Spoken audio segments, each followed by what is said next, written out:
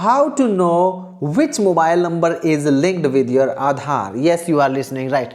I'm Gogi from How to Doer, and today we're gonna let you know that how you can easily know which mobile number is registered in your Aadhaar card. Many times it happens that we require that mobile number and we don't know which number is used there.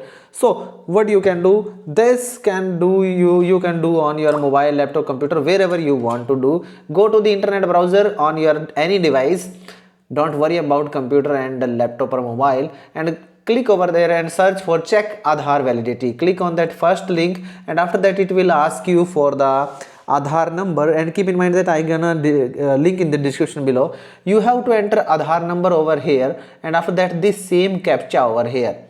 When you add that captcha over here, you have to click on this proceed button, and after that just you see this number is given into your Aadhaar number. Hope you understood that how you can know. If you like this video, don't forget to like, share with your family and friends. Don't forget to subscribe and hit bell icon for get more videos like this.